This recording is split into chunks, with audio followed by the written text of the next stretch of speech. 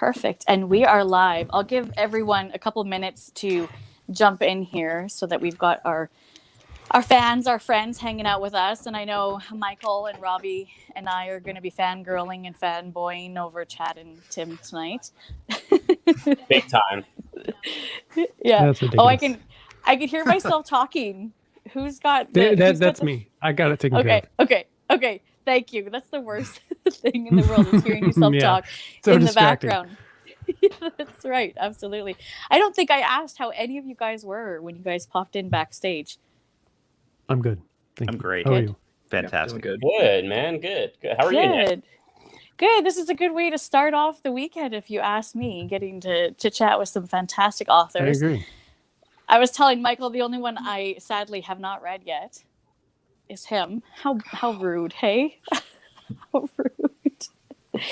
All right, let's jump into it and we'll wait for people to pop in. We are going to get all of you guys, wonderful gentlemen here, to introduce yourselves and talk a little about you and your work. And I'm going to pick on Robbie first. Thanks, Nick. Appreciate that.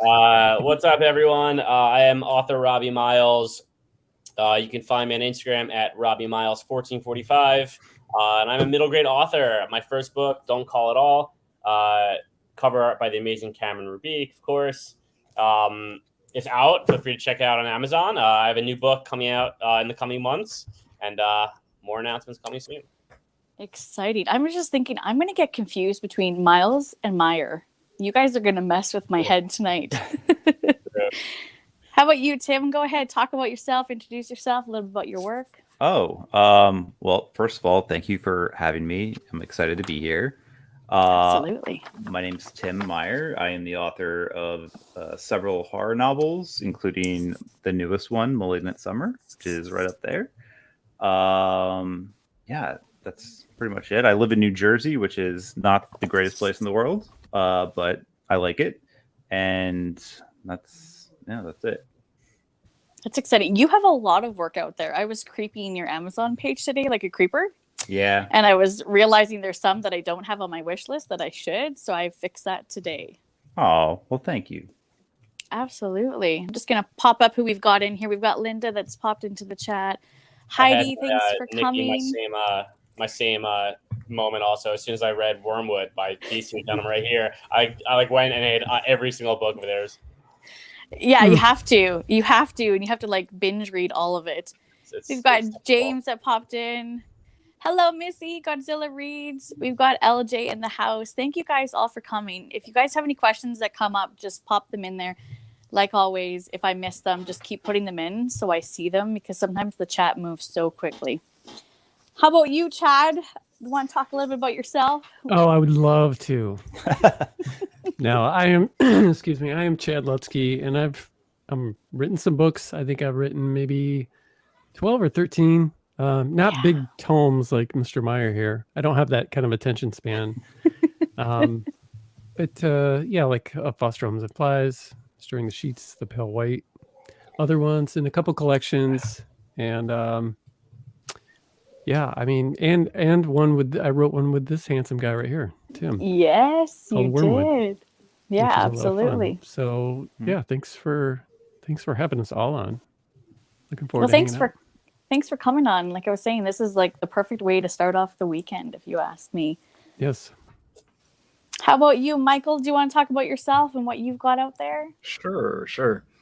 Hi, I'm Mike Tyree. I write things. My debut book, Pottersville Blues, came out last Halloween. It's available wherever books are sold. I just wrapped up my next book, The Pale Horse. That's going to be out January 27th. I'm actually running a Kickstarter right now to take pre-orders for that. That's going to be going for the next month or so. I live in Central Virginia. That's about it. That's exciting. You guys are all over the place. I love it. I'm jealous, though. I wish I was in one of the cooler places and not over here where it's cold here in Canada. And we're already starting to get snow. Oh, that's brutal. Laurel, hey, thanks for coming by. Hey, Laurel. I was just talking to Laurel earlier. Hyperactive Bookworm all the way from Australia. Thank you for always coming and supporting. Wow. Tim, thanks for coming in and hanging out with us. Okay, so the first question to kick this off is going to be something you probably have answered time and time again.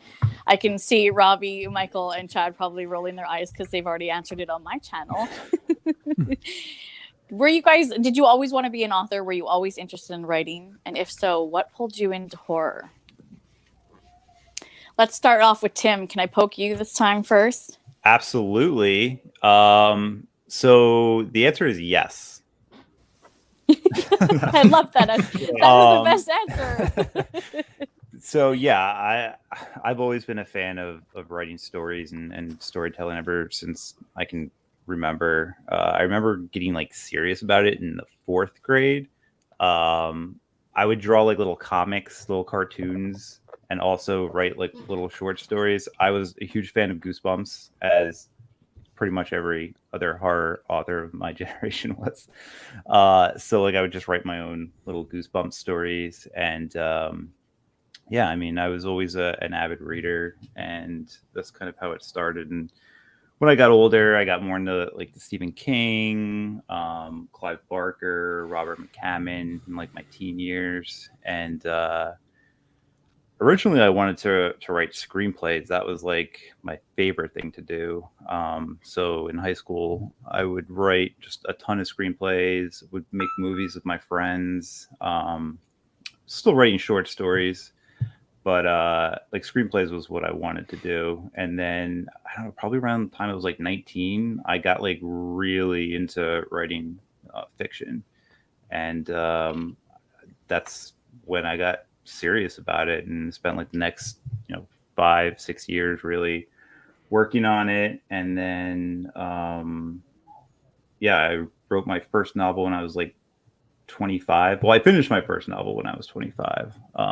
Took quite a few years to write that, but yeah, so that's, I don't know if that was a good enough answer. Yeah, no, absolutely. I can actually, a lot of your work that I've read, I could see that adapted into film, like Dead Daughters. I would love that to be a movie. I would too. Absolutely. Before we jump into anybody else, Tim's got a little bit of an announcement, a little bit of a surprise, but you guys have to hang on until the end of the show for it. Do you want to let them know what you have planned for the end? Are we talking about the trivia? Yeah. Oh, okay. Yeah. I'm going to give away a couple copies of this beast of a novel right here. Beautiful beast. Yes. Beautiful. Big. I'm going to give away 2 copies, and Nikki was kind enough to jot down some trivia, some Tim Meyer trivia, which sounds weird when I say that, but it also sounds awesome. So yes, we're going to play some Tim trivia at the end for 2 winners. And I did talk to Tim, and I let him know that if one out of 2 of the copies was to win in Canada, sorry, not outside of the US or Canada, I would pay for the shipping so that anybody in here, you can jump in and try to win one of the copies. But so that's exciting. I wish I could say make it international, but shipping is so outrageous. Crazy, outrageous. Yeah. But I got to support my fellow Canadians. So if I've got Canadians in here and you want to try to enter, go ahead and I will do my part on my side. Because we need to have more Myers here in Canada too. It's true.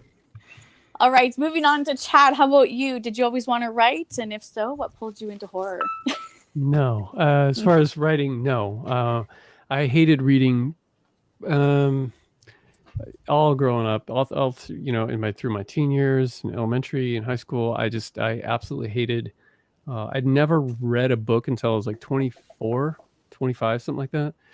I just spent my time reading magazines, horror magazines and music magazines and skateboarding magazines, stuff like that. And then I went to college for a little bit because I thought I wanted to be a school teacher. And the English class I took there, I really sucked at writing. I could not stick to like my thesis statement. My papers were just filled with the red ink, and I eventually dropped out. And then I read like a ton of books that year.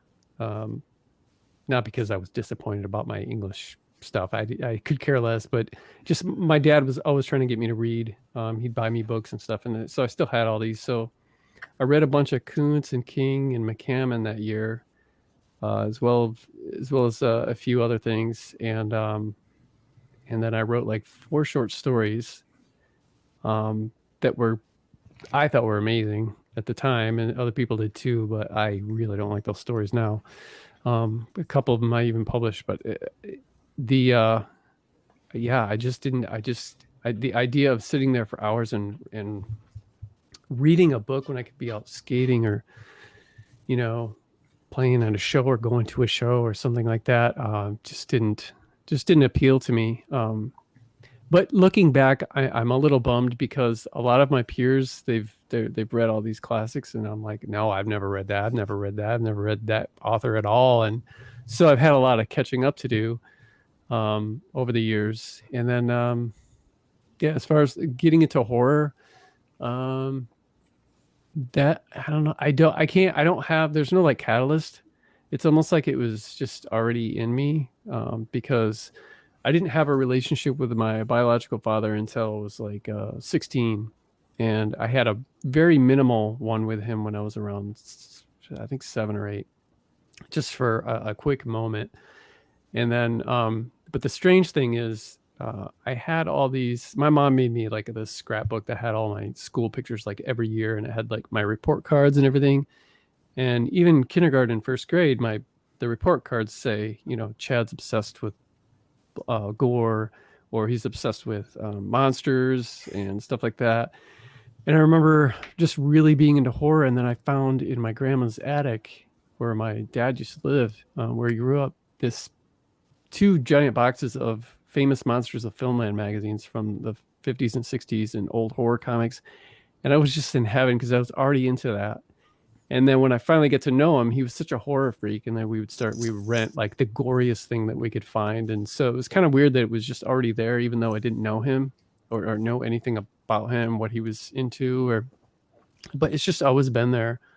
There was nothing, it started so early that I can't remember, like I said, any kind of catalyst for it.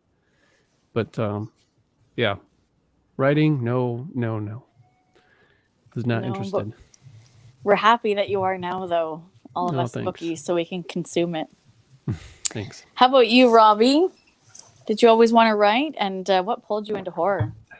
Yeah, so I did always want to write. I mentioned this last time I was on, but in my elementary school yearbook, I actually wrote, when I grow up, I want to be either a sports player or a writer. And my dad wrote comic books growing up, and drama to comics. He was published in stores, the whole deal. And, in our basement, we had this whole studio with my dad's comics all around. And so, I grew up in comic shops. I was always into the scene. I was always into nerd stuff. And, I just growing up, like Tim has said before, growing up in the 90s, I gravitated towards Goosebumps. And I would go to the Goosebumps fan club every month at my local Barnes & Nobles. And I just devoured those, and I really, really, really took to those Goosebumps. And it just started this love of horror. And then, I vividly remember, I think I was like 10 years old. My dad, me and all my friends were hanging out. My house is always a place we'd hang out at. And my dad was like, all right, guys, we're going to watch a movie tonight. And we were like 10, 11. And he pulled us all into, my parents' bedroom. He got on the bed, shuts off the lights, and he puts on Evil Dead. And, we were like a bunch of we were scarred for life, but in the best way. But so that, from there, I really I loved horror movies. And that alone shaped a big love of my, horror and books, movies, the whole deal. And so then, I actually wrote, Cameron Chaney loves the story, but I wrote a short story in 2014 that I submitted to an R.L. Stine fan contest. Again, I always wanted to be a writer, but this, I had always written things, but this, I had decided I wanted to write something a little bit longer, and it came out to about 60 or 70 pages. So I wrote this short story, and I had sent it to a few agents, and I didn't get any bites, which, I assumed would be the case. It was my first time out and whatever. And so R.L. Stine was doing a fan contest on his website. So I submitted this novella that I wrote to his website, and again, not thinking anything of it, I kind of put it to the back of my mind. And a few months went by, and I was sitting in my office at school. I'm a teacher, And I get an email, saying, congratulations, Robbie, please be at the Grand Hyatt on 42nd Street at this time and this day. Sincerely, Robert Stein. And I'm sitting, I didn't know what it was at first. And I'm sitting there, and like it took me like an hour or so to realize on my drive home, I'm like, holy shit, it was signed Robert Stein. Like, who the hell is Robert Stein? And it didn't hit me till my drive home. Like, holy shit, that was R.L. Stein. And I won this contest that he handpicked. That's awesome. It was really cool, man. I know you're such a big fan of the Goosebumps, Chad. So, well, I mean, that's great, man. I mean, the guy is it was really cool. Made a living. So I got to be a special guest at this cocktail party, in New York City at the Grand Hyatt, and I spent the night with him, had drinks with him, and it was like such a validating experience, Heck yeah. So from there, I just kind of just took it, and over the next couple of years, I wrote a bunch of things, not too serious, but in 2018, I wrote Don't Call, and I was like, I really want to hunker down and get more serious about writing, and I was always a big reader, and I'd written Don't Call, and I sent it out to, I think, 10 agents. And, I keep this long list of agents on file. And I had no idea of the underground indie world that lay before me that I was about to embark on. And I submitted to about 10 agents, didn't get any bites. And so I made an Instagram page. I was like, you know what? I just want to get myself out there and see what other people are doing. And I befriended Dustin Holden and Cameron Chaney and Cameron Rubik and all these amazing people. And it just spiraled, and like the community is amazing. And Don't Call, I ended up self-publishing, and Chaney did the interior, and Rubik did the cover, and it just kind of exploded from there. And I have my second book coming out in February, and that's kind of my journey, and it's amazing. The people in this community are so great. Yeah, right on. Absolutely. Yeah, no, this community is incredible. Actually, one of my friends in the community found out that my tripod broke. And I use my tripod for all of my live shows. So I came home yesterday to a brand new tripod at my door. That's awesome. That was a surprise to me. Thank you, Linda. I told her I was going to say it. She said don't, and I did it anyways. But this community is incredible. The authors, the stuff that you guys put out, there's so much to consume as an avid reader that there's never a boring day. There's always a new book you can buy, pick up, add it to your shelf. I think the best thing about, being a part of the indie community or exploring this whole world is that there's just never enough books. It's either the best thing or the worst thing, but it's there's always another amazing book out there at all times. I remember I would go to Barnes & Noble to look for books back in the day, and I'd be like, I just have no idea what I want to read. And I would look at the shelves, I've seen these books before, and I'd be like, all right, I don't know where to find books. And now it's my TBR cart is exploding all this stuff that I just have to read, and it's amazing. It's just so cool. The shelves that we have, oh my, yeah, absolutely. How about you, Michael? Yeah, as far as being into horror, I mean, I've always been into horror and spooky shit. I mean, I could thank my mom for that. She kind of raised me on the old Universal monster movies, the Creature in the Black Lagoon, Bela Lugosi's, Dracula, stuff like that. And I don't know, it's one of those things where my birthday's in September, but Mom and I used to always start planning Halloween before my birthday. It was one of those things where we planned Halloween way in advance. It was such a huge thing in the house. And I don't know, I've always been into stuff like that. I mean, I remember growing up with Goosebumps, A Strange Matter, and Scary Stories to Tell in the Dark, stuff like that. As far as writing, I've always been into writing, and my mom and dad, they really pushed me to have some kind of a creative outlet, whether it's writing or whatever. I entered a young authors contest in school, things like that. As far as trying to write professionally, there was this big gap of time where I didn't really write for a while. I kind of after high school, I just kind of put the stuff aside. I didn't really write as much as I had liked to. And about 6 years ago, I kind of, I don't know what it was, but I had this moment where I kind of just want to make a career change. Just wanted to try to do something different. And I got the idea to try to just start writing again, maybe, write professionally. And my wife had bought me a copy of The Hellbound Heart by Clive Barker. And at that point, I didn't really have a favorite author. I mean, I read a little bit of Stephen King in high school and some Dean Koontz and Tom Clancy, stuff like that. But I never really had one specific author that I was like, okay, this person inspires me to want to write. And I remember when I read The Hellbound Heart, that just changed everything for me. Like, I don't know what it is. It's just like his style and his command over the English language. It just really inspired me to want to, just do my own thing and write and everything. So, yeah, that's it. You guys were joking about talking about hair, but as Chad's flipping his glorious hair around, I'm getting jealous over here. We've got a question here from LJ Doherty, who would like to know, what is the scariest book you have ever read? Oof. I'll let you guys think about that for a second. Do you guys really get scared with books that you read, or are you pretty desensitized? There's a couple books that I won't read because I'm scared to. And one of them is by one of my all-time favorite authors.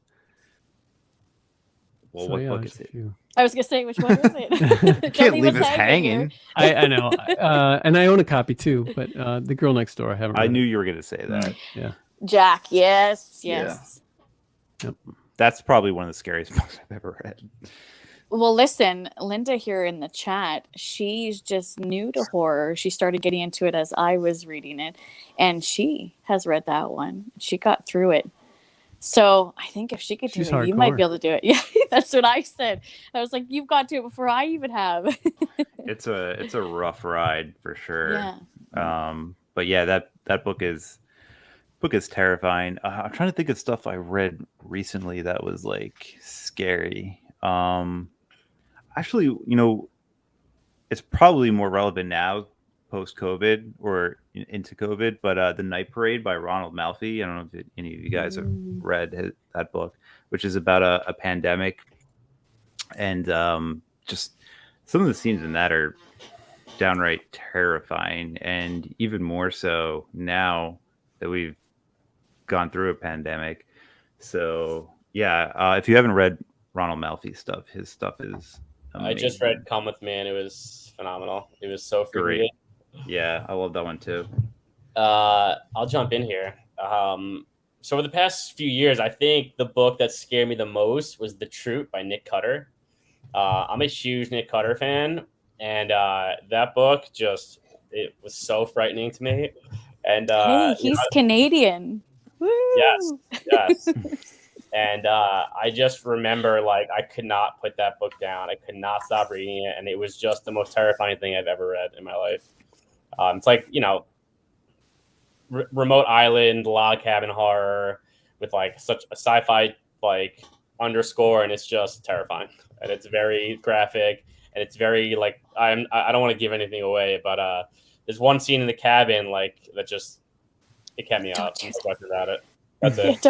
Don't read it when you're 6 months pregnant. No, that's not a good idea. I would say The Truth by Nick Cutter for sure.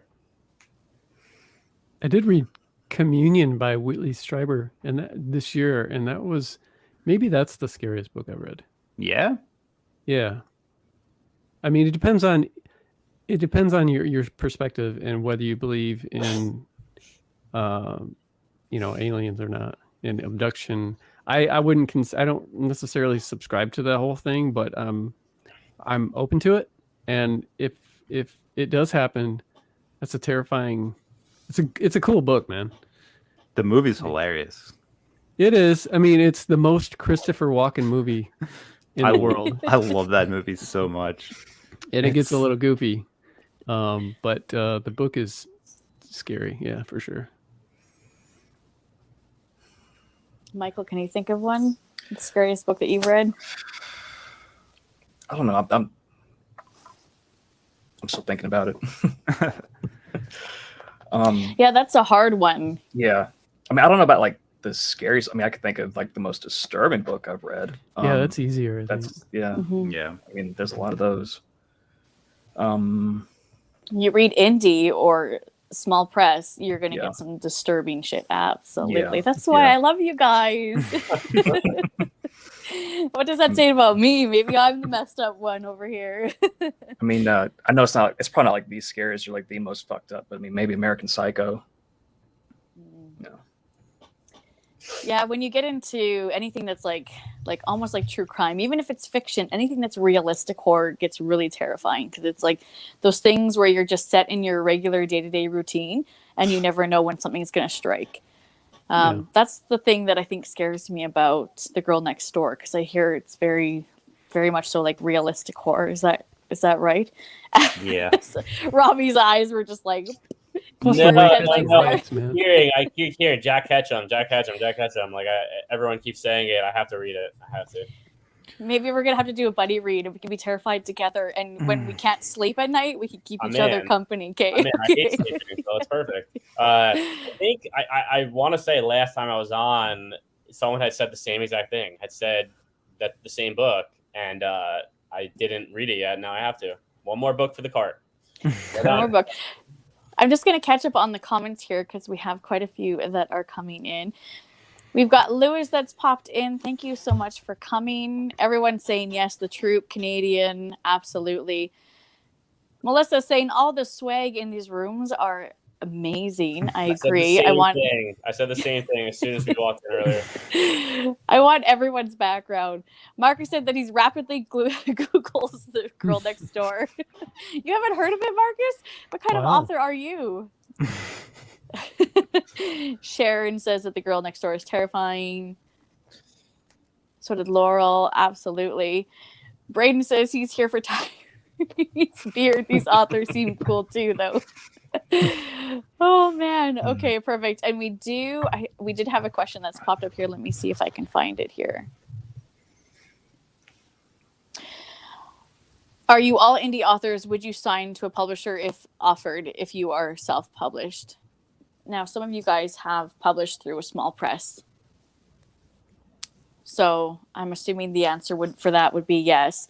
Yeah. How about for you that haven't published through a publisher yet? Would you sign if you had the opportunity? I would. Yeah. Yeah. Absolutely. It's nice. Sorry, go ahead. No, I was just gonna say that I totally would. I agree with Michael. I totally would. I self-published my first book, Don't Call, and I'm self-publishing my second book as well. And I totally would. You know, if a publisher came to me, or if I submitted to a small press, whatever the case might be, I totally would. But I will say that I'm having a blast self-publishing, and it really is. You know, it's just I'm learning so many new things, and you know, now with my second book, there's so much new, really cool things that are happening, and so I will say that I'm having a blast self-publishing. But I definitely would sign with a publishing house for sure. Yeah. Well, and there's so many incredible, you know, small press companies that are out there that are like really featuring horror as well, dark fiction, and they're so good. I mean, like Silver Shamrock Publishing, and everything they put out is just freaking gorgeous. The covers are gorgeous, the formatting, everything, and I like that they even put inside, you know, who did the editing, the formatting, the cover, and everything. Like Keelan does all these covers, and they're freaking stunning. This is probably one of my favorite covers that I have on my shelf. So I'm gonna have to go and get a copy that doesn't have the not for resale. But this is like a collector's edition right here because I had one of the, you know, advanced reader copies. So I'm gonna be cherishing that for the rest of my life. That's for sure. What's your favorite part of the publishing process, and what is your least favorite part of the publishing process? Should I just pick someone when I go randomly with you, Chad? We're all being gentlemanly. Yeah. Go for it, Chad. I guess I'll have to divide this. Like, least favorite part in like going with a small press, or least favorite part going just putting it out myself, because I'm a hybrid. I believe in. I think that is important to do. If you already know how to self-publish, you know how to format, you have the money to pay for covers and editing, or you can do your own covers if you're good at it. Then, you know, sometimes there's no sense to go with a publisher, a small press publisher, unless they can definitely reach an audience that you would never be able to reach on your own. And then in the meantime, you've got this back catalog, like Robbie, you know, in a couple years when you've got, you know, 3-4 more books out or whatever. I don't know how fast you write, but, you know, and you've got this back catalog and then you get picked up by, you know, one of your books by Silver Shamrock. The people who really love that are going to, you know, go and get your self-published stuff too. And so that's why I stick with hybrid. Self-publishing doesn't take any time at all.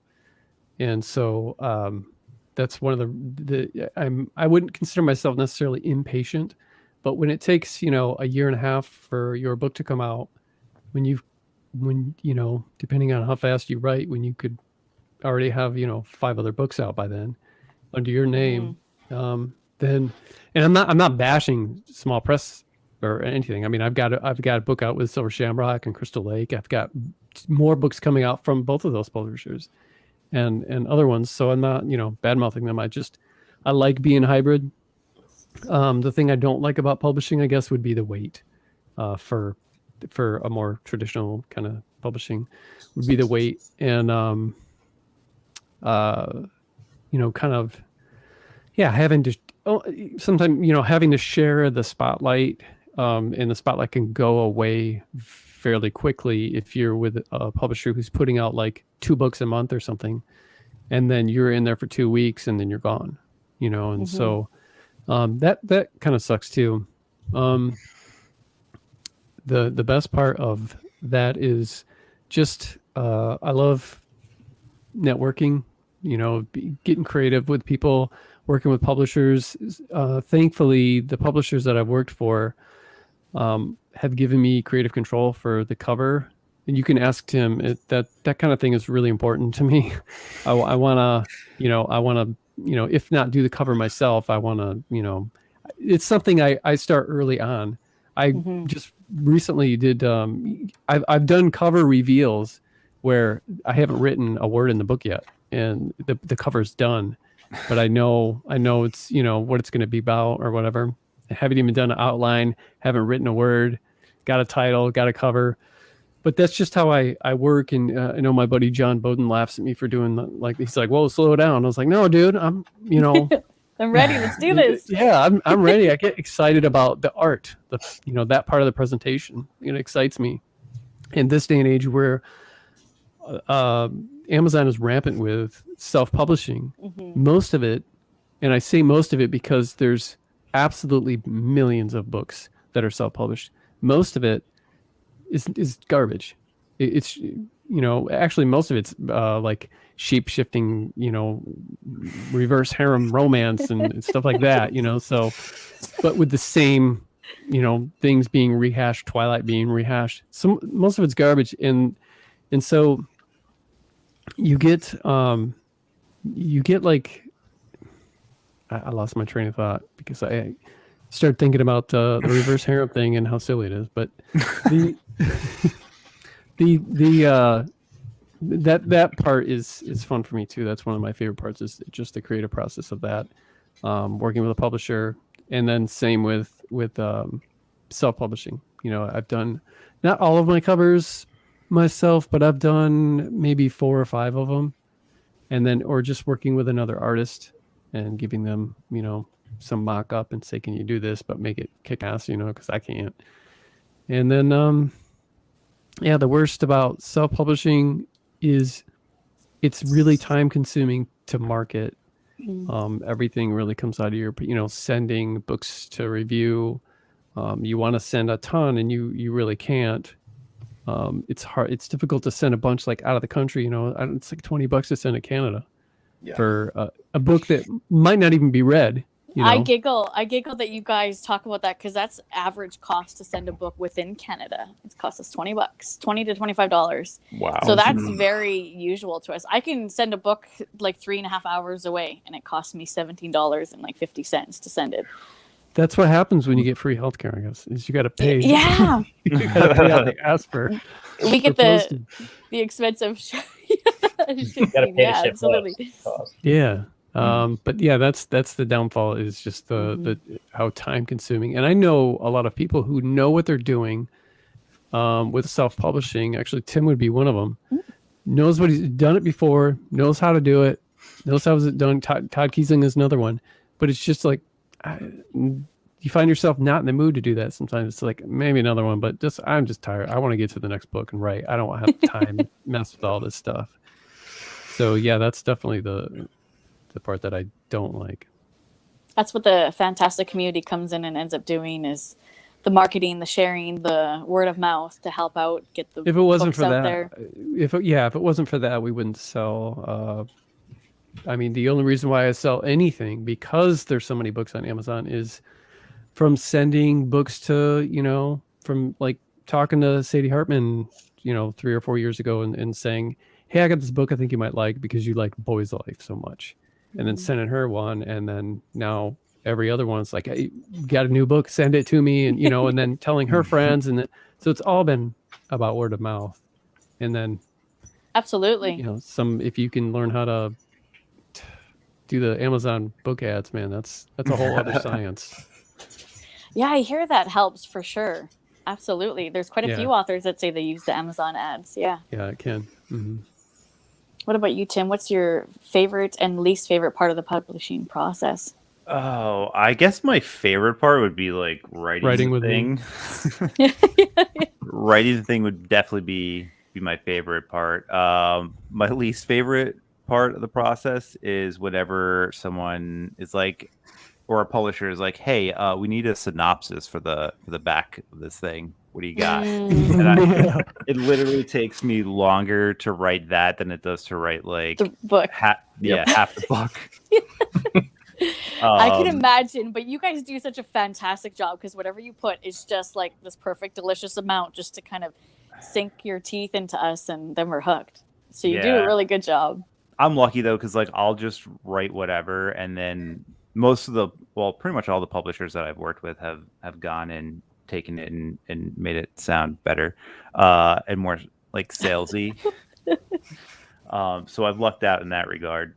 But yeah, I don't know why that is. And that's like a common thing among all writers. Like we all hate writing synopsis. Synopsis, yeah. It's crazy. But yeah, I mean, I love pretty much everything else. I like self-publishing, although the point that Chad made where it's like all the time spent doing the formatting and arranging an editor to do the editing and doing the cover, getting all that, and dealing with, KDP and all their nonsense that they make you go through sometimes with uploading stuff. Sometimes I just don't want to deal with that. So it's easier to send it to somebody and, have them do it for you. So, but I don't know. I also like having all the rights to everything. That's a huge plus. And you get more control with ordering copies. Sometimes, luckily I've had all really great publishers to work with, and getting copies hasn't been a problem. But I've known people who, try to get copies for book signings and conventions, and they just can't because their publisher doesn't respond to them. So having more control is also nice. But yeah, I don't know. I think nowadays I'm just too lazy with that stuff, and I'd rather just send it to a small press. Well, I guess it happens. I mean, even if you're hybrid, you do a little bit of each. Because, I mean, you have one thing that you're like, you know what? I don't want to spend the time on this. I want to just kind of get it out there, let somebody else do the work for me. There you go. But if you have something else that you really want to have full reins on, you can do that too if you want to. And sometimes the work itself doesn't meet what the small presses are looking for, or the presses are looking for. I mean, a lot of my stuff I write is like 40,000 words thereabouts, and some small presses won't even take that. It's got to be like 60,000 words for a novel, or under 35,000 words for a novella. So sometimes like that stuff too will make me want to self-publish because it just doesn't fit. So there's that always to consider as well. Yeah, absolutely. But for the most part, it seems like a lot of like the smaller presses are they're really keen on letting the authors have a lot of the creative process with it too, which is really nice to see because, you know, you hear an author that's got this piece, this masterpiece, their baby, and they're being told to change everything about it, or that they have no control over the cover or the title, or and it's just that's heartbreaking to me. And I'm not even an author. So. What about you, Robbie? Moving up the line. First of all, I just want to say I am totally fanboying over everything right now. Like, just hearing your responses from all of you are just amazing. So thank you guys for coming on. It's really cool to hear, you know, being a fan of your books and your writing, just cool to hear some of the behind the scenes stuff. So thank you guys for that. Thank you, Robbie. Thanks. Yeah, of course. I think my favorite part, you know, like Tim said, is writing it. I had such a blast writing this book that I just finished. And, you know, for Don't Call, I had a goal with how I wanted to write the book, and it was a little shallower. You know, I kind of wanted to do that similar R.L. Stein, you know, mold that I know Chad loves so much. And I want to do that similar R.L. Stein mold. And that was kind of what I was going for. And that was, you know, my goal in writing that. And now, you know, my most recent book, it's 50,000 words. It's much bigger, a lot more character work. And I really just had such a blast writing, and I didn't want to stop. So, you know, it went to my editor, and I just got it back to my editor. And I'm just like, I need to write something immediately. Like I'm like chomping at the bit to get started on something else. And, you know, it's been like, I think a month since I finished it. And I'm just like, my mind is racing with ideas with so many different things. Do I want to do a sequel? Do I have these other ideas for this other book? And I'm just so eager to get back to my processor and just start writing again. And, you know, I found with the second book, again, like Tim said, I just had such a blast writing it. And I just can't wait, you know, for the next one. And, you know, also just thinking more about what Chad had said before about, you know, going hybrid. I think that's such an interesting thing, you know, to really think about going both options. Again, you know, I think I'm much greener in the publishing industry than you two, but it's so interesting to hear you talk about the benefits of both, you know, and like, so that's really cool. But yeah, my favorite part is definitely writing. The least favorite part, I would say, is definitely the wait time on things, and just the editing process. It's frustrating and annoying to me. Like, I just want to write. You know, it's like now, like I just wrote my second book, and I just want to, again, like I said, go into my next one. I have so many things I want to write, and I'm sitting here, like I woke up today, I'm like, all right, revisions, and you know, it's important, and I know how important it is, and it's, you know, especially knowing where my first book was and where it ended up. I know how important the revision process is, but like, I just don't want to do it. You know, I wish I could just like snap my fingers and it's done and yada yada. But it's done. Here it is. Right. That's a least favorite editing and revising, favorite writing for sure. Final answer. Absolutely. Michael, are you okay if I just catch up on the comments before I poke you for that? Yeah, whatever. That's fine. Okay. There's so many coming in and I'm missing all of them. We've got some questions that have come in here too. Marcus says creative control on the cover is huge. Melissa says she loved Poppy Z Bright's covers. We've got some people that are saying hi to each other. Everyone's agreeing that the synopsis is a tedious job. Absolutely. Yeah. Andreas, thank you for coming in. Absolutely. Kathleen has popped in. Thank you so much for coming. Juicy had jumped in and I missed it. Thank you. Sharon, thank you so much. I love marketing. Buy all of them. Every single book that I mentioned. If you don't have it, you better own it. Go broke. Go remortgage your house if you need to. That's right. Yeah. We all know Nikki's the best. All right? You don't have to tell us. We know she's the best. Uh-oh, here we go. Don't make me blush. Not on camera. We've got Joseph that's popped in. Okay, now we did have a question in here. And sorry, I missed some of the comments. But I don't... There's so many of them. You guys have no idea this chat is just going crazy here. Mr. Morningstar, thank you for coming in. And yes, I agree. Black Acre did a fantastic review. Did a buddy read of Malignant, and they did like a co-video on each of their channels. It was really good. They did a fantastic job. So Mr. Morningstar, if you haven't read it, you need to read it. And it's gorgeous, too. She's a beast of a book. She's chunky and she's good. Absolutely. Okay, I did have a question. I believe it's referred to as Tim's brick. I believe. The brick. She's a beautiful brick. Yes. Oh, I might have lost the question. It might have disappeared now. It won't let me go any higher up. That's how crazy this chat's going. I might have lost the question. So if somebody didn't have a question popped up, then you might have to put it back in the chat. But in the meantime, we've got Joshua that's popped in. Thank you so much. Marcelo.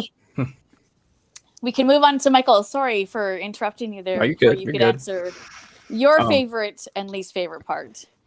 So as far as my favorite part, to go back to what Tim and Chad were saying, it had to be creative control. I mean, it just with self-publishing, I mean, you can, someone's going to creative control over like just the cover and everything else. And it's like, I mean, I taught myself how to format. So, I mean, I'm comfortable with like formatting my own books, and I've, developed a pretty decent relationship with, some, amazing cover artists and, really good editors and beta readers and everything. So, I mean, as far as just like, just having the the control to be able to just do whatever I want with it, that means more to me than anything else, really. My least favorite part of publishing would probably be, I guess, just networking and trying to get my name out there. I'm finally at the point now where I get more than 3 likes on Twitter on something. So I'm getting a little bit of traction. I feel like I'm just kind of screaming into the void every time I try to talk about a book, and then I feel egotistical whenever I try to be like, oh, hey, here's my book, go buy my book, and I'll say something about it maybe like once a month and hope maybe it'll turn into a sale. But I don't know. I hate talking about my book, and I'm sure like a lot of other people feel the same way. It just feels kind of dirty, so I don't know. I have a hard time with just getting the word out about my writing. Yeah. As far as the synopsis too, I mean, what we're saying about like synopsis being like absolutely just terrible. I'm pretty sure I don't know. I'm pretty sure I ruined my relationship with a reviewer because I wrote a really, really shitty synopsis for Potter's Blue last year. I remember trying to send it to someone, and they're like, "Okay, yeah, go and just give me like a I don't know, the rough details of it." And I gave this really craptastic synopsis of it. I mean, it was just really, really terrible, and I never heard back about it. So, oh no. Yeah. Chad, you were going to say something there? Was I? I think I was just agreeing with Michael. Okay. I wasn't sure. I heard somebody talk of it. I like this idea. Melissa's got to do readings on TikTok. I met her on TikTok, and we were becoming like the bestest of friends. And TikTok's like a real pop and place for authors and marketing. It is insane. And the amount of sales that people have. I heard one author say that somebody had done a post of his book, and from that one post, he sold like 20 or 30 books. It's incredible. But you have to get into running a whole other social media platform, of course. Yeah. Yep. Well, thank you. I love hearing that. So now you're going to have to go remortgage your house. Wow. Needs the dream team for promoting. Yeah, anytime. Yeah. Call on the dream team. We're here. Absolutely. I see my screen starting to flash already. So if you guys lose me, I will be back. Okay. And synopsis and blurbs are so tough to write. I totally agree. Absolutely. Well, I would agree with that because you guys have to write something that's going to be enough to really pull somebody in to want to read the book, but not give too much away on it either. Right. That's what it is. Absolutely. That would be a really tough job. My goodness, I can't keep up with the chat. You guys are just, I'm loving this. All the love and comments and questions. Writing a synopsis is oddly harder for me than writing the book. That's what they were saying. You missed that right before you came in. That's exactly what everyone was saying, is the synopsis is hard. Perfect. Laurel asked if I find myself writing to meet/match the cover art. Oh, I missed that one. Yeah, no. I don't always, I have maybe once or twice done the cover first, but even though I don't outline, if I've got some like idea I've got the whole book in my head anyway. And I dink around in Photoshop. I do different mock-ups and stuff like that, and then kind of dwindle it down. But the only time that I've done that is I had written or I had created a cover for me and a friend of mine. Were going to be in an anthology together, and the cover that we saw was, let's just say, it was less than stellar. And we thought if they put this out like this, nobody's going to buy it. So I was like, dude, should we say anything? Maybe I should offer to make one. So I made a cover, and then very gently I approached the publisher and I said, hey, we're concerned about this cover. We just would like to see people, because like it or not, people do judge a book by its cover, and I think they should nowadays, which is what I lost my train of thought earlier when I was talking about so many books are being self-published now and so many crap covers that you kind of do need to, because if somebody doesn't have the not the know-how, but the brains to look at a cover and go, this sucks, then what's inside's probably going to match the cover as well. And so I wanted people to pick this thing up, and he's like, no, and he gave me this punk rock excuse for, I want to do it my way kind of thing. And I certainly respect that. So I was like, cool, man. All right. So I had this cover, and I kind of want to stall because I know that. Okay, there you go. She's coming back. There she is. I was never gone. Oh, okay. So I made this cover. They didn't even want to see it, which is fine. And I kept looking at it. I was writing another book, and I kept looking at it. It was like sitting on my iPad, and I was outside like writing, and I would look at it and I'm like, man, I love that cover. That's pretty cool. I got to use that for something. And then essentially what it was a purple and blue version of Skullface Boy, but without the sunset and the palm trees and the cityscape and the brick wall, the neon lights. None of that was in it. It had a completely different font. It was just purple and blue. It was very simple. It was kind of mock-up.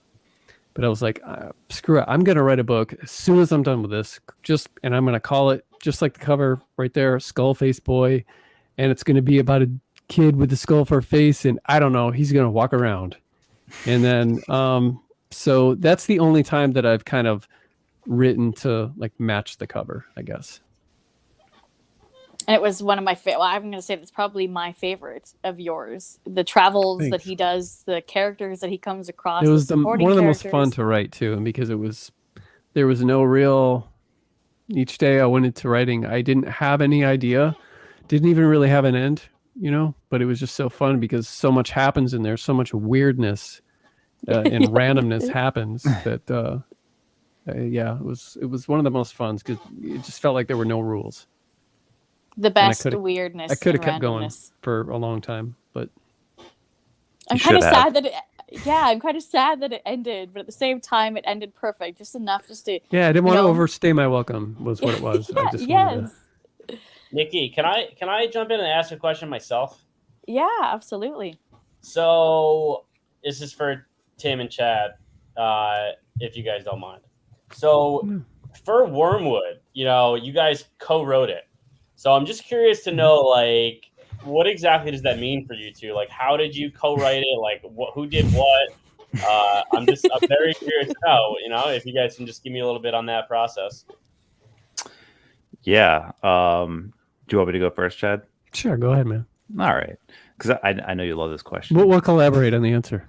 Yeah. There you go. You guys in action right now.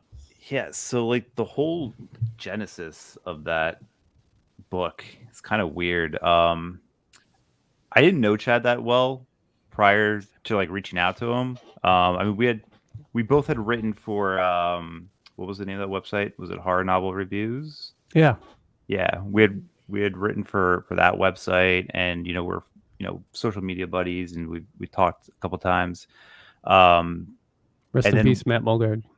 Yes.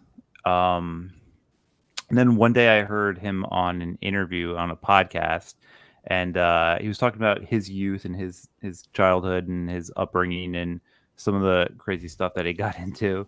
And like for some reason it just sparked an idea in my head, and so I had this idea for a story, and I reached out to him and was like, "Hey, would you want to co-write something with me?" And he was like, "Yeah." No, first you just said, "Hey, I think I'm going to write a story about this thing." Yeah, and then I was like, "Cool, go for it." And then I think I reached back out like soon after. And you were like, "Yeah." So I sent you over the idea, and you were like, "I don't like any of this." You're like, let's change it and write it a little bit differently. And I was like, all right, cool, whatever, jerk. No. Yeah, and so like we just kind of tossed ideas back and forth, and we came up with a pretty solid idea, and we had some cool characters that we wanted to write. And so the next thing we had to figure out was how to actually write the story, because if you've read anything of Chad's and if you've read my stuff, like the voices are completely opposite. Completely different. Yeah. Mm-hmm. So that was going to be the biggest challenge. So we decided after like a few like Zoom calls back and forth, after we figured out the story a little bit, we were going to let me write the first draft, but do it in like a few chapters. So I wrote like 3 chapters, and then I would send it to Chad, and then Chad would take it and just like completely rewrite it to put his voice in there, but still using, you know, some of my words and my sentences, and just kind of making it all flow. And then he'd give it back to me, and I would read it. Then I would write the next 3 chapters, pass it back to him, and we just kind of went back and forth that way until it was finished. And that way, when we had like a first draft done, it was like a pretty solid first draft. So the revisions weren't too intense. Not yet. Yeah. But that's a whole other story. So Tim, you essentially wrote the skeleton, and Chad went in after your skeleton, essentially. Essentially, yeah. It was like I wrote the first draft, and he kind of did the second draft. But we were like in constant contact with the story, and like all the major plot points we discussed. Like there's only a few things that I threw in there unexpectedly, and it was like 50-50 whether or not Chad liked it or not. Yeah, sometimes I would like just take an entire chapter out, or like when Tim would try to get like cosmic-y or supernatural, and I would say no. That's and it. Then, not doing this. And then sometimes he'd throw something in there, and I'd be like, "Oh, dude, that is so awesome!" Like the forced pleasuring scene in the woods, I think was Tim's idea, and I really like that. So, yeah, that's how it happened. It's Awesome. kind of unconventional. It's not, but when you do have two voices that are so dissimilar, and when you read reviews and you see bad reviews of collaborations, and it says, you know, I can tell who wrote what. You don't want that. You want everything to just be seamless, and that's super important to do. And if you can mock each other, then that's like imitate each other, then that works. But sometimes that's not possible. But and Tim is such a laid back guy that made it a joy to work with. Definitely. Well, the book is fantastic. So thank you. Appreciate that. You guys going through that process. Yeah, for sure. Yeah, I think we're pretty proud of it. Yeah. The question is, would you ever do it again? Yeah. We've been kicking around some ideas. We've been kicking around ideas for a while. Like, we'll just like we talk nearly every day, just about whatever, and then once in a while, just out of nowhere, one of us will send a message that pretty much just states, "So what about this?" And then just out of nowhere, just an idea, and then the other one will go, maybe. And it's like, yeah, that doesn't sound very. So we've had a lot of really cool ideas about something that we want to do, and as a matter of fact, one of the ideas that I pitched to Tim, is the book I have coming out in January, because he was like, I thought we were going to do this. And I was like, screw you, man. I'll write it myself then. I can't wait. It's happening whether you want it to or not. Yeah. Do you guys have anyone else that you would love to do a co-piece with? Go ahead, Tim. Oh, I mean, It's hard to pick. yeah. I mentioned Ron Malfi earlier because I think he's like the best contemporary horror fiction writer. It would be awesome to do something with him. Dreams to work up to, right? Maybe it will happen. Maybe. Yeah. Fingers crossed. Everyone go and send this to him. I've written with John Bowden. We wrote Out Behind the Barn together, and we have 2 other books that we've written that aren't done. One's tentatively called Hobo, I think, and then the other one is Trailer Park Coven, and it's kind of like a silly white trash witch thing. But he's really busy with his day job, and so he's collaborating with Robert Ford, who I'm also collaborating with on something that's coming out next year. But as far as like dream collaboration, I would love to write with Joe Lansdale. I don't know if that would, I think our voices would meld really well. I think that not that we have the same voices, but I think I would be able to imitate him pretty well. And I would love to do that. Don't know if it would work out. But I probably wouldn't play Alpha then. I'm right with, the Mojo storyteller there. I don't think it'd probably just be like, yes, sir, whatever you say. I'd ask Michael and Robbie, but I have a feeling that they would probably say that a dream would be to work with something like you guys. I see the smiles and the nods. Yeah, the truth, Nikki, like, you're right, no question about it. Like, I'm definitely a huge fan of you guys, but there are so many people I would love to work with. There's so many amazing people that in this community, and they're so. I said this last time also when I was on, but just so welcoming, and there's just so much great literature out there, so many great authors that I'm sure we all are familiar with, that we all know, and 2 of them are sitting right here for sure. Absolutely, I've devoured so much of both of their work. We need more from you, Robbie, and then I need to jump into Michael's. I need to not be such a bad host, Very soon. I'm gonna throw James Newman under the bus real quick, because he asked me earlier this year if I wanted to write a book with him. I don't know if you guys know who James Newman is, but you should. Amazing a writer that's been writing for quite a while. And I was like, well, I'm kind of busy right now.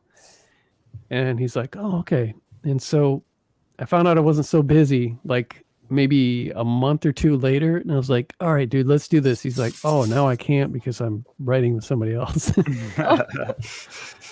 And I was so bummed out. And I was like, I can't believe I just missed the opportunity to write with James Newman.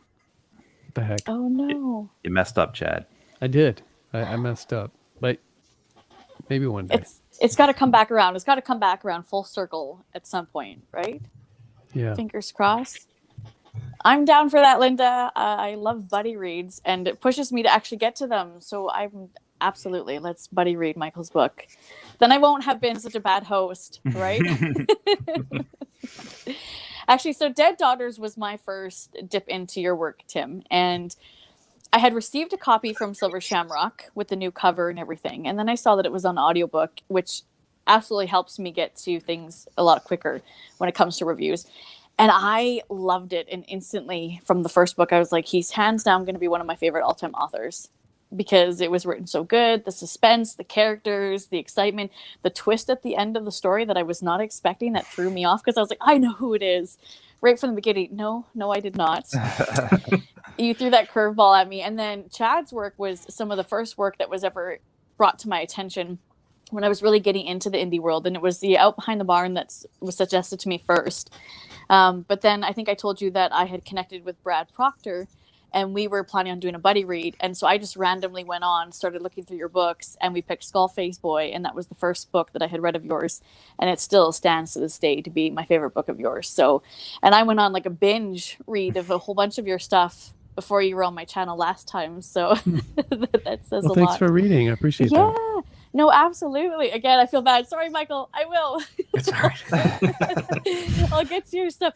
It's the list is long, but like you guys keep saying, there's so many fantastic authors out there. It's like an ocean of forever things to discover. Absolutely. And there's new people coming, you know, into people's radar every day, and new authors that are finally taking that leap in after being inspired by people like you. Also, you know, one thing that stuck to me that Chad had mentioned earlier, you know, I'm writing my second book and shooting for a February 1st release date. And what you had said earlier, Chad, is really ringing true. You know, the more you write, you know, the more opportunity it gives for people to go back and read your earlier work. And that's an exciting thing, you know. I opened up a whole new world of readers in that sense, which is really cool. Yeah. Absolutely. We've hit that hour mark. Are you guys still okay for time? I just have a couple more questions for you. Yeah. Are you sure? Okay. I don't want to take up everyone's full evenings. It's Friday, beginning of the weekend. How about your families? Are your families pretty easygoing and give you the time or supportive, whether they read your stuff or not, just giving you the time to be able to write? Yeah. Yeah. Oh, yeah. Yeah. I mean, so my wife, she's very supportive, and we have a lot going on at home. Like, she owns her own business, and I didn't know that. Yeah, she does like wedding photography and videography. So she has like her own studio, and yeah, she's doing that full time plus. So and then we have a 6-year-old, and he has autism, so that takes up a lot of our time.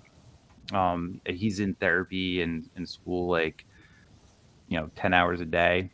So we have pretty busy lives. So like my time to write isn't ample. So, but she's awesome, and she's super supportive. And, you know, if I'm like, hey, I gotta, you know, spend a couple hours here to write something, you know, she's awesome about it, and she never gives me a hard time about it. So I'm very thankful for that, because that's not always the case. Yeah, so I have. Sorry, go ahead, Nikki. I was just gonna say, I have so much respect, because when you hear stories like that, you know, I didn't know that about your son. I didn't know that about your wife. It would be really time consuming. I have so much respect, because you guys all have things going on in your day-to-day lives, family, work, and yet you're still chasing that dream and you're still doing your thing. And mad, complete respect. Absolutely. Sorry, Chad, go on. I was just going to say, yeah, my wife is super supportive. Actually owns her own business too. And, but she reads everything. She's just, you know, dangerously supportive. If I said something like, you know, oh, bummer, my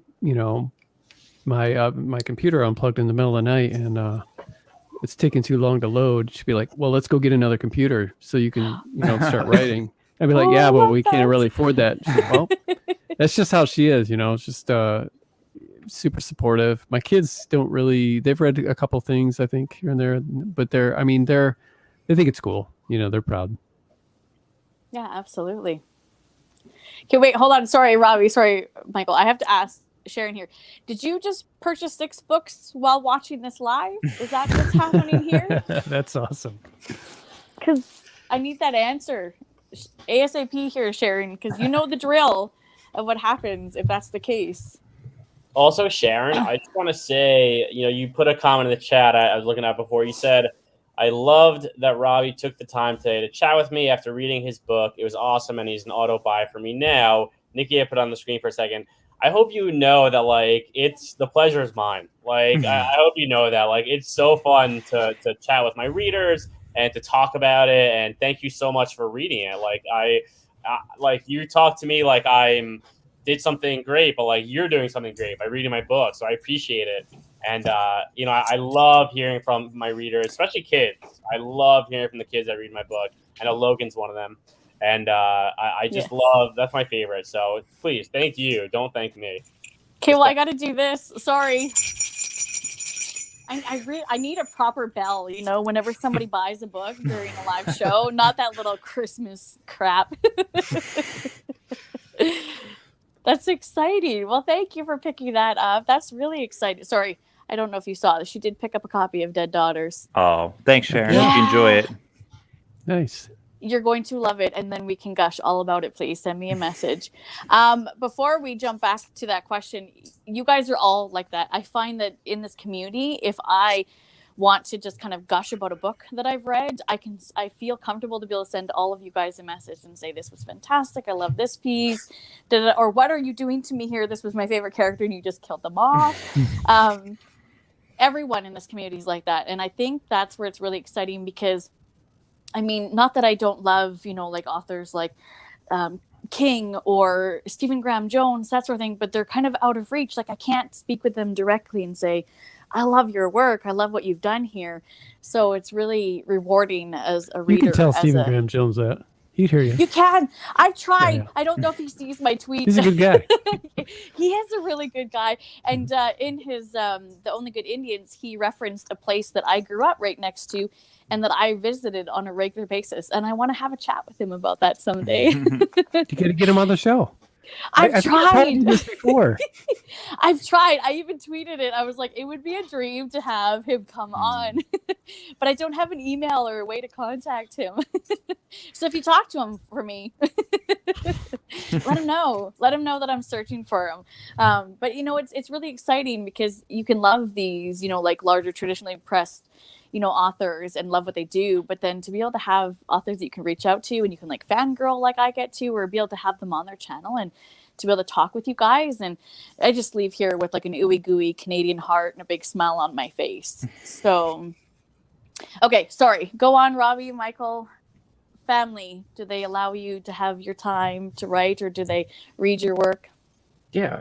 I mean, my wife's super supportive. I mean, I think I said on the last time I was on here that, you know, she was my first beta reader and she was my first editor and everything. I mean, she, you know, has always been really, really supportive of this. And I mean, we have a pretty crazy life too with everything going on. So trying to find time to read with working full time and everything, it's kind of scarce. So, I mean, she understands if I need to stay up late or, you know, fit in time to just get some work done. So sneak off. How about you, Robbie? Yeah, so I live by myself in New York City on the Upper East Side. So, you know, I do have a very busy schedule. I'm a teacher. I teach English. I teach 7th grade English. So, you know, teaching is a wild profession right now. It's very, very busy. But, yeah, I mean, that's kind of my thing. So, you know, I've been trying to get my writing time in the morning. So I'm waking up every day. That's kind of when I do my thing. But as far as my family goes, you know, they are very supportive. Like I said, my dad was a writer and he's all about it. He's actually like totally reprising his love of horror with my books coming out. And it's really cool to have that connection with him now. But I will say, you know, my family, like, they're a little, I have a scary closet Goosebumps Slappy doll. I'm like, they're a little hesitant to come into my apartment because they see that thing and they're like, well, where's Slappy right now? Did he move somewhere? Is he around? And, I mean, that thing's just creepy, honestly. Yeah, so they're very supportive, but you know, I think they're, you know, it's a little twisted to them in some ways, but they're very supportive, no question about it. And my friends, I've had the same best friends my whole life. You know, I'm 34 years old, I'll be 35 in a couple weeks. And they are buying my books. They read my books. They're not readers. They're not horror. You know, they don't like horror. But everyone's been so supportive. And they, you know, it's amazing. So, yeah, that's kind of, everyone's really supportive for sure. That's exciting. Okay, and one last fun question before we can do the giveaways, if that's okay. Okay. I like to ask this one. So I know some of you guys have already answered these questions before, but dead or alive, who is a handful of people that you would love to be able to have at your dinner round table? So you can pick their brains, pick their minds. And if you've answered this question on my channel before, you can pick new people if you want.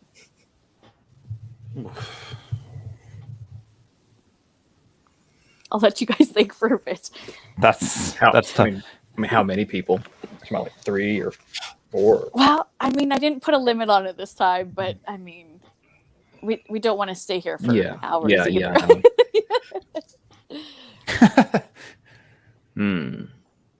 Is it like authors or just anyone? Anyone Anyone that you wow. just wish you can sit there and Man, pick that their is- minds. That's like a lot of people. How many people? As many as you want. I was saying that I would need to like rent out a couple halls and have like different groups, because I would need to have everyone from the community there and all of the authors and everything. So right. it would be one expensive gathering. All right, I'll start just because I had 3 came to mind, and so I'll start because I feel like this question to think about, and like I'll give the rest of the guys a time to think for a second. But 3 came to mind immediately, and the first one is someone that's in one of our cameras right now, and that's Bruce Campbell, no question about it. So I see Timmy's poster back there, but I'm just such an Evil Dead fan. And I just think he would be awesome to have dinner with. Like, he's the coolest dude ever. I've never met him, so I think Bruce Campbell is definitely. Laurel. I'm sorry. Well, I'm not laughing at you, Robbie. Just that comment just got me. Oh man. So yeah, Bruce Campbell's one. I don't think she'd be a great dinner guest, but I think I'd have to go Jamie Lee Curtis because I've never met her, and like Halloween's my favorite movie of all time, and I don't think I'll ever meet her. So like to me, that's like the holy grail of like horror celebs. Like if I can meet her, so she's number 2. And number 3 has got to be Stephen King. You know, there's just no other answer there. So Bruce Campbell, Jamie Lee Curtis, Stephen King. Final answer. Good answer.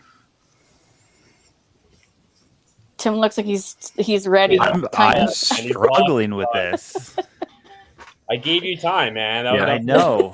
I don't think there's enough time, really. I mean, King. It's a hard one. King would obviously be of course, be one of them. Oh man. Maybe Tom Petty, because like I'm a huge Tom Petty fan. Yeah. That's a nice choice. I think that would be pretty cool. Oh man, I'm a big sports fan, so I'm trying to think of like a sports player that would be cool to hang out with. Maybe like Phil Simms, because I grew up a huge Giants fan, and he was like my favorite quarterback. Invite the whole team. Yeah, the whole 1990 Giants team. Okay, done. Yeah, I've got a few. Those are good answers. So first I have to be Clive Barker, hands down, and then Peter Steele, from Type O Negative, George Carlin. That's a good one, Carlin. Yeah, God, I'd steal that one from you. Yeah. Just join your tables together. Yeah. We'll just push them together. So Clive Barker, Peter Steele, George Carlin. God, I'm trying to think. Oscar Wilde. I don't know. I guess that's it. I can't really think of anything else. It's a good table. How about you, Chad? You still thinking? Yeah, I think I got a few. To sit and pick their brain and hang out. I would have 2 tables. One table I'd have Henry Rollins. I'm a huge Henry Rollins fan. Black Flag. Mike Patton, a humongous Mike Patton fan. Jesus, and Jack Ketchum, because he's not with us anymore, and I barely began to scratch that surface of that relationship, and I would have liked to pursued it more. He's got so much that he could teach. And then at the kids' table, I'd have all my writing buddies like Tim and John Bowden and Hunter Shea, and just so many that I wish that I saw in the real on a regular basis. So yeah, those are awesome answers. Now I have to think about who I would want at mine, but honestly, it would just be putting everybody in a few different halls and just having everybody there. Jesus and Jack Ketchum, what a party. It would be an awesome party. I can't imagine the help but feel. conversations that would take place at that table. Exactly. Great. I was going to say, everyone might not get along, but it would be a really good time. It would be a good party. All right. Are you ready to play some Tim Trivia? Yeah. Is everyone in the chat ready? This is going to be the ending to it. So if you guys want to, while everyone in the chat mentions whether they're ready or not for the giveaways, do you guys want to just quickly pop in again and just say, what you're working on, what you might have coming out, if you can share it, or what you want to direct them to? I'll just start with Robbie. Sure. Thank you guys for coming on. This is such a blast. I'm author Robbie Myles. You can find me on Instagram. It's the social I use the most. ROBBIE MYLES. It's in the description. Okay, it's in the description. You can check it out there. You can check out my book, Don't Call It All, on Amazon. Feel free, check it out. I have a new book coming out February 1st. Much bigger. I'm really excited about it. And I'll be dropping some information on my Instagram page in the coming weeks. Cover reveals, all kinds of good stuff. So thank you guys. Dream Team. What's up? Dream Team. I mean, it's a cheesy name. It's a cheesy name, but I'm sticking with it. All right. Chad, what about you? Do you have anything that you want to put out there that's coming up? Yeah, I've got. I don't think I have anything except for maybe an anthology might pop up at some point or whatever. But I don't think I have anything coming out this year. But at the beginning of next year, in January, my Italian cannibal movie homage, Cannibal Creator, will be out sometime in January, mid to late January. And then I have a Western that's supposed to come out next, one of them splatter Westerns supposed to come out next year at some point, hopefully within the first quarter, but I really don't know. And then I've got a short story collection coming out through Silver Shamrock. It hasn't been announced, I don't think, but whatever. And just send Ken my way and I'll just say, listen, I wanted to know. Well, I'm only saying it because he has like a handful of them coming out. Miss Laurel Hightower there has one too, and they're all kind of like, they have like the same colors or covers that look like old horror comic books. So it's going to be like that. And then I have I think through Crystal Lake coming out. Never mind. I don't think that's been announced yet either. But I'm writing it with a couple of people. Actually, it has. Yes, it has. I was gonna say you're just letting it all go. You're spilling all the secrets. Something with Robert Ford and John Bowden and myself will be out next year. And then book 2 in the Neon Owl series, my gritty, funny crime noir nonsense, will be out sometime in the winter, and I'm sure I'll have a couple more books out that I haven't even started writing yet. But I try to get at least 3 or 4 out a year. This last year didn't work out too well because Tim and I were so busy doing some stuff, and yeah. So and you can go to my website at chadlutzky.com. I have links to stuff there, Twitter and Instagram, all that crap. If you follow social media, I also have a link to a Patreon page where I do stuff. And so if you want to come and support, I would, I'd love that. Appreciate it. Absolutely.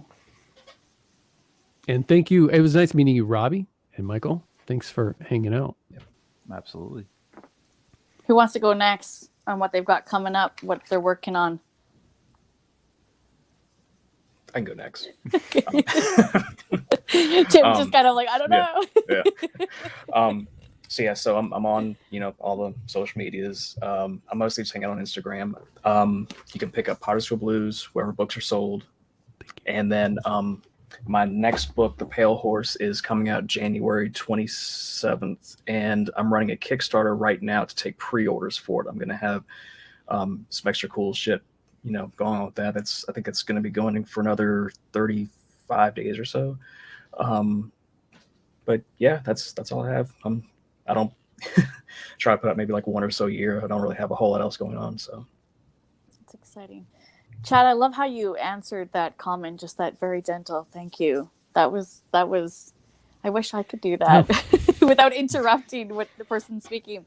How about you, Tim? Oh, I have like probably about 6 things in the pipeline that I don't have release dates for. But I do have a short story collection. It's only like I think like 30 or 40,000 words coming out next year at some point. I have my previously published novel Kill Hill Carnage. The publisher just went under this past year, so there's going to be a re-release of that coming out in 2022. I don't have details on that yet. Things are still kind of taking shape behind the scenes. And then I have like 3 or 4 things with publishers or are being considered by publishers right now. So I don't really have anything else. I do have a Dinosaur Western that will come out at some point in next year. Yeah, I don't have a release date of that. Tim's a writing machine, man.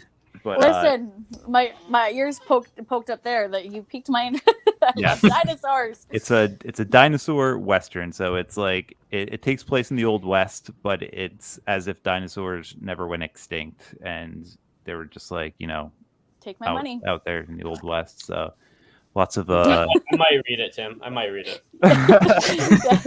Yeah, no, you're gonna read it with me. Take my money. Yeah. Honestly, it's like one of the best things I've ever written. It was so much fun to write, and I'm actually really excited for it. So, jeez, take my money now. You say you think it's one of the best things, and I've already read amazing things. All right, that's very exciting. I'm excited for all of it. Again, I'm gonna have to remortgage my house and get ready for all these releases and get ready to buy a bunch of new books. Now, let's play some Tim trivia. Now you said there was 2 copies to give away, correct? Yes. Okay, so I do have more than 2 questions here, just in case. And you said you were gonna sign them too, right? Yeah, I'll sign them. I can either flat sign it or I can personalize it, whatever the winner prefers. Okay, so do you want the winners to contact you directly? Yeah, they can reach out to me on any social media platform that they can find me on. Okay, Did we get to play? everyone's. No, you don't get to play, Chad. I don't have a copy yet. You don't have a copy yet. We'll have to fix that Such a somehow. bad friend. You're such a bad friend. There's the jabs. Where were those all night? I was waiting for those. Yeah, We didn't talk about. we didn't. We'll have to make up for it in the last 10 minutes. That's right. That's right. While people are trying to answer the questions, or when we're waiting for the lag for people to answer, you guys can go ahead and just hash it out. Okay, so for the first one, now whoever answers first is going to be the winner for this copy. Please keep in mind that this is, unfortunately, sorry, all of our international friends, this is just between Canada and US. All right.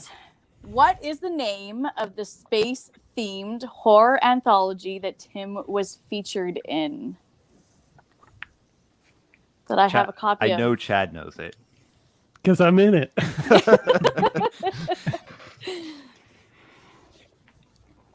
I have got it. I haven't read it yet. It's on my Silver Shamrock. It's really good. Here. I didn't read all of the stories in there, but I read a handful, and it's so good. They put out really awesome anthologies. I'm super proud to have a story in all 3 of those anthologies. They're Ditto. awesome. I didn't get my copy though yet, Ken. Yeah, Ken didn't. What? That's it. I'll have to poke him for you. Listen here, buddy. Poor Ken has to deal with me all the time. I feel bad for that bastard. Ken actually sent me an extra Malignant Summer. That's why I have one of those extra copies.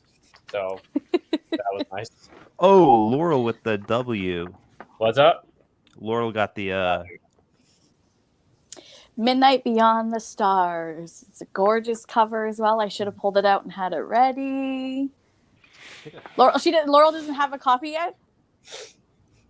I'm assuming not. of Malignant Summer. I don't know. But if she does, she can have another one that's signed by me. I mean, there's the dream right there. I should be just- answering this I'm question. sitting right here, dude. I just told you I don't have a copy. You're excluded. You're never getting a Listen. copy. We're gonna start a fight here. I should be answering these myself, although I've got the questions and the answers right in front of me. Okay, so I'm assuming Laurel doesn't have a copy, and if she does, then like you said, she's got a signed copy. Okay, for number 2, should I do the harder question or do one of the easier ones? You could do one of the easier ones. Okay. Make it easy on them. Okay, well then let's do this one because it has something to do with 2 authors that are sitting here on the panel. Oh. And they mentioned the title of it earlier. So if you're paying attention and if you had been here the whole time, then you will know. And it is, what is the name of the piece Tim and Chad co-wrote? And now we wait for the leg between Chad. I think there's like a... A harder question would be, what do we wish we would have called it after we already called it something else? Had so many working titles. Oh, yes. Missy got it. Wormwood. Sweet. Yes. All right. All right. So you guys, I mean, Laurel already knows how to get a hold of you. I'm sure Missy does too. Get a hold of Tim either on Instagram, Twitter. All the descriptions, everything is in the description. Links, just take a quick... I mean, I'm sure everyone here is already following you guys, though. So what I'm saying is probably just like a bobbling head right now. Well, there you go. That was exciting. That was fun. I had a bit of a harder question, but I'm sure like true fans or people that have read your website probably would have known the answer. Probably. Or the guys in here, because you guys were kind of talking about that before we even went live. Chad probably wouldn't get it right because he's a bad friend. All right, read it. What is it, Nikki? Okay. What type of connoisseur and enthusiast is Tim? So it's 2 answers. Beer. Bad beer. Bad beer. Coffee, Bad beer. Coffee connoisseur and beer enthusiast. That's right. Right from his website. There, see, you got it. Well, that's exciting. All right, well, that was fun. Thanks for playing some Tim trivia with me. I was thinking we would do horror trivia, but then it was just more fun. My goodness, I'm sitting on a panel with authors here who speak proper English. It was more fun to do some Tim trivia since it was your book that you're giving away. I think funner should be a word, though. Funner. It should. There's a lot of things that I say that I think should be words, and they're not. So it's a word now. Yeah, that's right. We'll go with it. Tim says so it is. Funner. Yeah. Okay, sounds I'll great. contact what is it, Merriam-Webster, and I'll make it happen. I'll make it official. Listen, this needs to be a word because this weird Canadian said it once. So, well, thank you guys so much for coming on. It means so much to me. I always say it. Thanks for having us. I give like this like overabundance of like annoying love all the time, and it is genuine. It is truly 100% wholeheartedly me. So it means so much that you guys came on here. I know I've had Michael and Robbie and Chad on my channel before, but Tim, I tell you, I was so excited to have you on here for the first time, especially with this fantastic panel of people here. I know Michael and Robbie were right there with me. We were all kind of like fangirling and boing for the longest time. Yeah, just thank you guys, all of you 3 for coming on. It was such a blast. Like, not, I mean, I'm not shy about my fanhood on social, so yeah, I look forward to reading all your upcoming works, and keep doing your thing, guys. You guys are rocking. You guys keep making you too, man. Both of you. Yeah, man. Appreciate it. Thanks keep for having making me spend money, okay? Yes, please. We'll try. Give me excuses to buy books. I mean, even if I can't get to them forever, I mean, they don't go bad. They don't, they can just sit on my shelf. And Tim, I don't know what the upside down smiley means, so take that with a grain of salt, I guess. All right. Well, thank you guys so much for coming on, spending this hour and a half with me. Thank you to everyone in the chat that was in here, sending love, asking questions, making some great comments while I giggle, trying to be quiet while the authors answer their wonderful questions here. And Nikki, thank you. You deserve so much in this community, and that's true. And you are a blessing to all of us.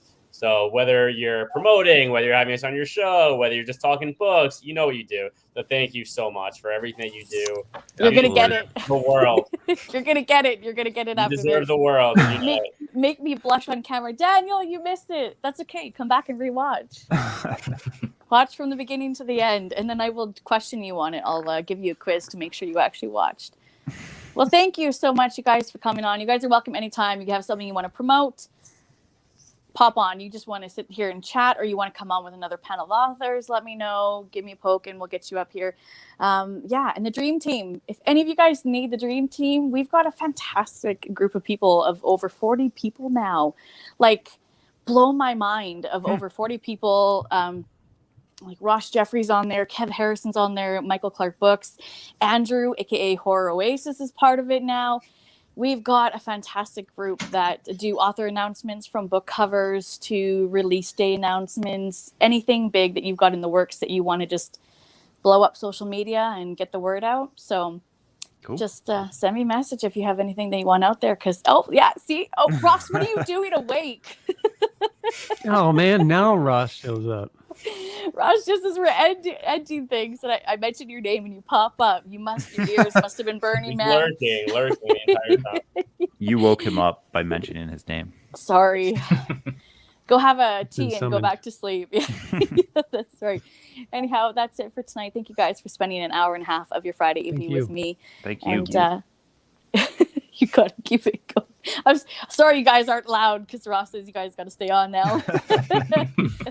No, you guys have things you got to do, families and everything else. So thank you guys so much. I will talk to everyone later, and thank you for everyone in the chat and description. Everything is in the description. Go follow everyone. Go buy all their books, and then come and tell me that you did that. Bye. See you guys. See ya. Bye. Thanks again. Bye.